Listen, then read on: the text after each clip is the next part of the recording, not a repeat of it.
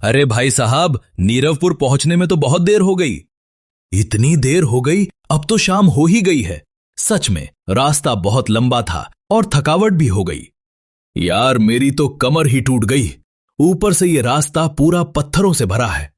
और ये बैलगाड़ी, मैं तो बस यही सोच रही थी कि कब ये रुक जाए और हम उतर जाएं। मेम साहब यहाँ जो रहते हैं वो खुद ही इस गांव से जाना चाहते हैं।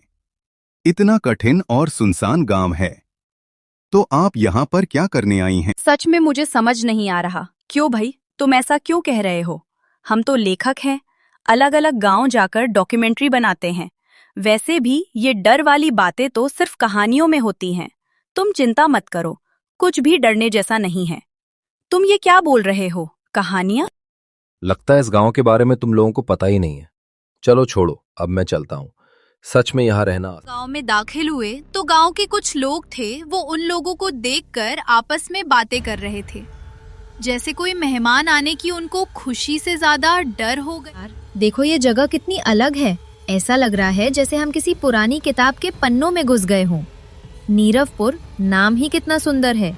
मुझे लगता है यहाँ की कहानियाँ कमाल की होंगी। घर जाकर इन पर कुछ लिखूंगी, शायद कोई वीडियो भी बनाऊं। अनन्या, तुझे तो हर जगह कहानियां दिखती हैं, लेकिन ये गांव, ये मुझे कुछ ठीक नहीं लग रहा। देखना, ये लोग हमें ऐसे क्यों घूर रहे हैं? और ये जंगल, रात को अगर कुछ हुआ तो मैं तो कहता हूं वापस चले। लखनऊ में कितने अच्छे अच्छे कैफे हैं, वहां बैठकर चाय पियेंगे। करण, तू हर बार डरने लगता है।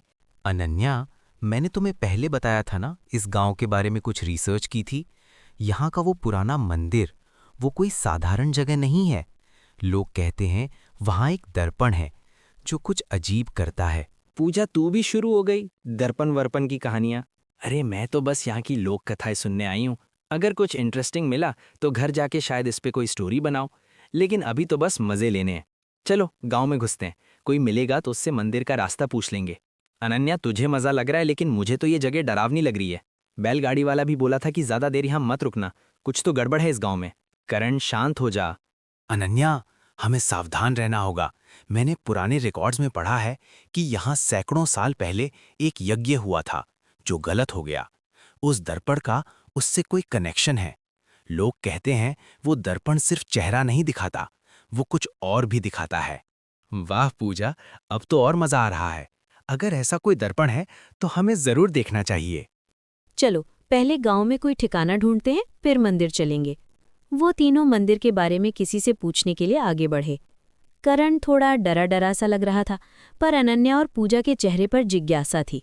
थोड़ा चलकर वो लोग आगे जाते हैं तो चौपाल पर दो बूढ़े उनको बैठे वाह दिखते यार, हैं। देखो ये जगह कितनी अलग है।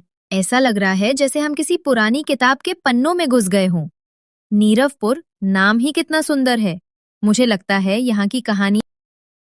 बेटिया, तुम शहर वालों को क्या पता इस गांव की बातें। वो मंदिर तो उसकी बात छोड़ दो। यहाँ रुकने की जगह ढूंढो और जितनी जल्दी हो सके अपनी कहानियां लेकर वापस चले जाओ। लेकिन ताऊ जी, हम तो बस थोड़ा घूमना चाहते हैं, कुछ कहानियां सुनना चाहते हैं। उस मंदिर में ऐसा क्या है जो आप लोग इतना डर रहे हैं? कोई पुरानी कहानी है क्या? कहानी, हाँ कहानी तो है, पर वो सुनने की नहीं, भूलने की है। वो दर्पण, वो कोई साधारण शीशा नहीं है बिटिया।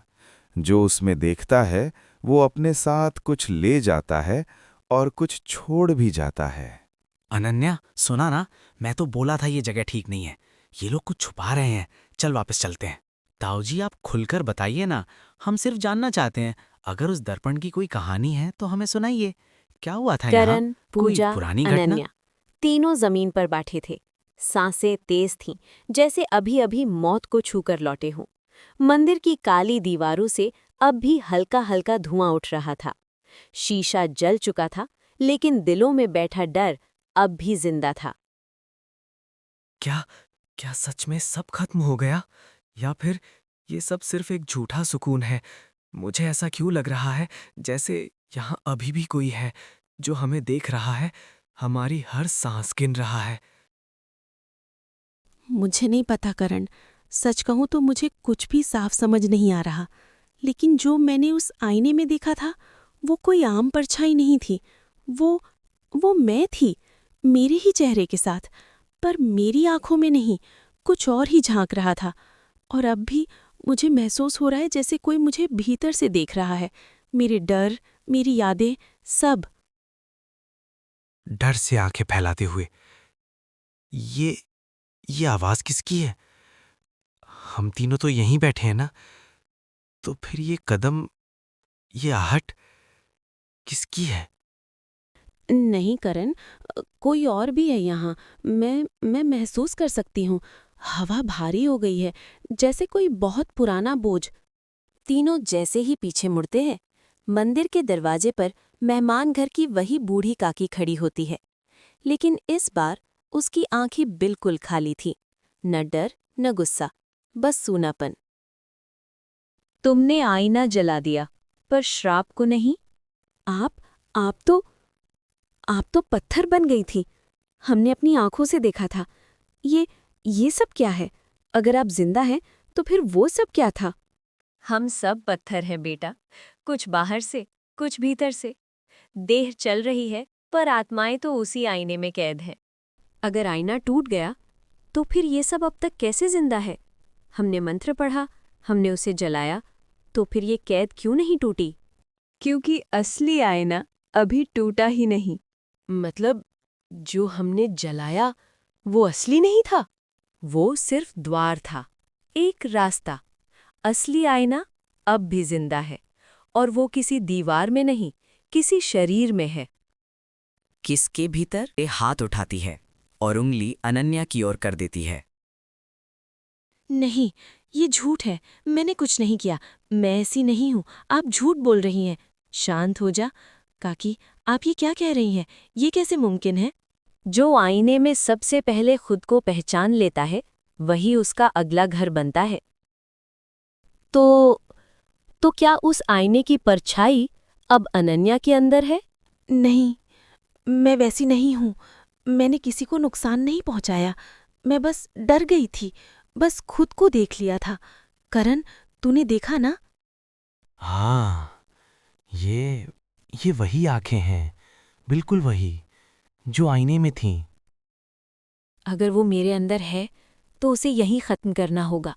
अगर मैं बदल गई, अगर मैंने तुम्हें नुकसान पहुंचा दिया, तो तू बदलेगी नहीं। हम तीनों साथ हैं। तू पागल हो गई है क्या? हम तुझे कुछ नहीं होने देंगे। मुझे समझ नहीं आ रहा, हम बच गए हैं या बस मौत ने थोड़ी देर के लिए हमसे नज़र हटा ली है। ये जगह, ये मंदिर अब भी वैसा ही महसूस हो रहा है, जैसे कुछ हमें जाने नहीं देना चाहता। क्या सच में सब खत्म हो गया, या ये सिर्फ शुरुआत है? करण, जब मैं उस आईने के सामने खड़ी थी ना, तो मुझे लगा जैसे मेरी सारी परतें उतर रही हूं।